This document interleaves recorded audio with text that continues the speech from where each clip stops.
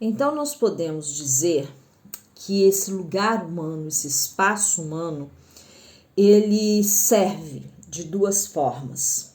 Como um depositário das nossas experiências, né? Porque aquilo que se altera, aquilo que se põe essa dinâmica das relações, vai parar ali, né? Então é um depositário.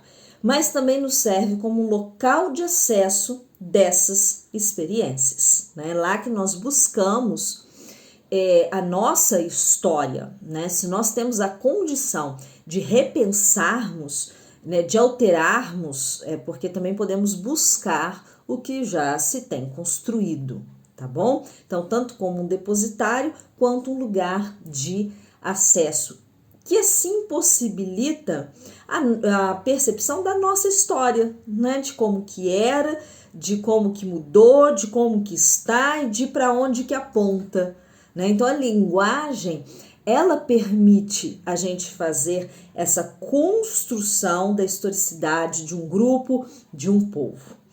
E através da linguagem, a gente pode também fazer uma análise muito precisa de como que esse povo se constrói nas relações. Eu vou compartilhar aqui com vocês uma experiência de quando eu fui a Portugal. Mesma língua, né, do ponto de vista gramatical, língua portuguesa, então isso fez com que a minha viagem não tivesse a barreira, né, da linguagem ou que me exigisse o domínio de outro idioma. Ok, entre aspas. Por quê? Mesmo sendo a mesma língua, né, do ponto de vista gramatical, por sermos povos diferentes, né, essa construção social que se presentifica na linguagem é diferente, né? A forma do brasileiro se construir enquanto linguagem é uma, a forma do português se construir enquanto linguagem não, se construir enquanto povo e que se apresenta na linguagem é outra. Vamos lá, nós brasileiros, a nossa linguagem, ela representa a nossa forma rebuscada de nos aproximarmos um do outro, uma forma delicada, uma forma menos direta, né? Mais com curvaturas, né? Nós, para abordarmos, para nós dialogarmos, nós somos cheios de rodeios.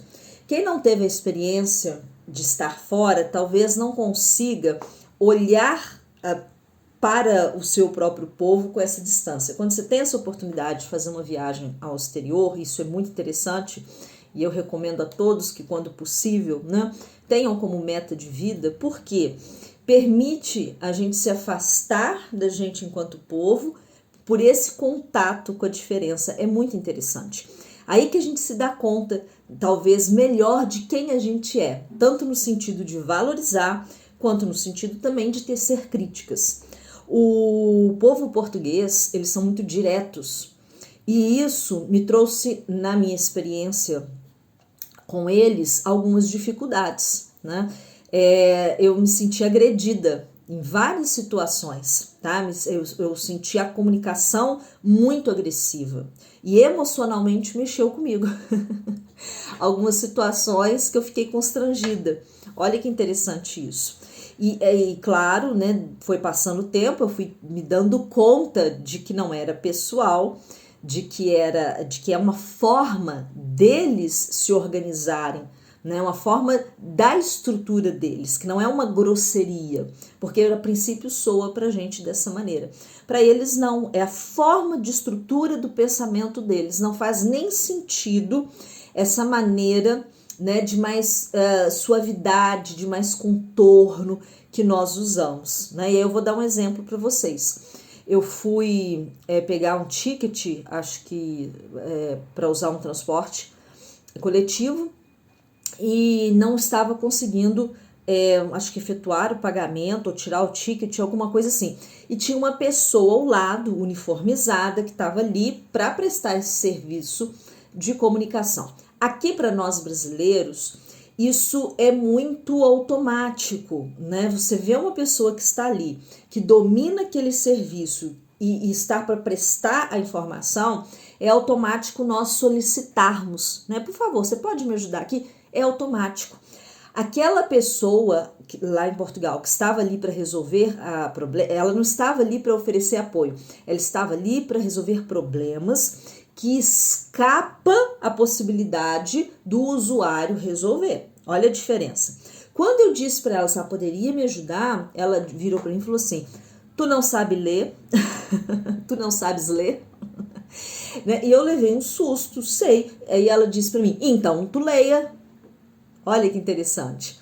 Né? Aqui jamais alguém que presta um serviço falaria dessa forma. A pessoa iria mostrar onde que tá, olha aqui.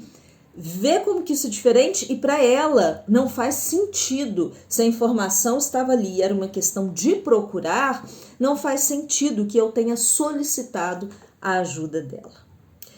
O que isso deixa, né, de experiência para a gente? Enquanto psicólogo em formação, quanto que você precisa olhar para a linguagem como um lugar de construção. Tá? O que o sujeito está comunicando ali através do que ele fala é muito amplo, é muito complexo e é um lugar fértil para o psicólogo poder compreender sobre aquele sujeito, a partir de onde que ele fala, do que ele fala, porque a linguagem ela é permeada pelo afeto, pela interpretação e pelo sentido. Olha que riqueza! Quando o sujeito está dizendo de alguma coisa, tem um campo afetivo em torno daquilo que se diz. Né? Nunca uma palavra ela vai ter a mesma conotação para as pessoas ou para os povos, porque aquela palavra ela remete a algo da história. Né, falando no sentido mais individual do sujeito, e na coletividade a história daquele povo. Então aquela palavra ela vem carregada de um sentido. Né? Então isso nunca pode ser desprezado pelo psicólogo. E toda palavra, né, toda comunicação, ela permite uma interpretação. E essa interpretação, para que ela seja mais próxima do sentido de quem diz, a gente precisa dar muito lugar para quem está dizendo, né? Ouvir com muita atenção, ouvir com muita perícia, né? Quase que uma condição cirúrgica do ponto de vista do psicólogo, sem inferir uma interpretação imediata, uma interpretação abrupta, que não seja cuidadosa o suficiente para compreender o sentido de quem diz. Né? Porque se nós não tivermos esse cuidado, nós vamos interpretar com o sentido de quem escuta. E aí não é interessante.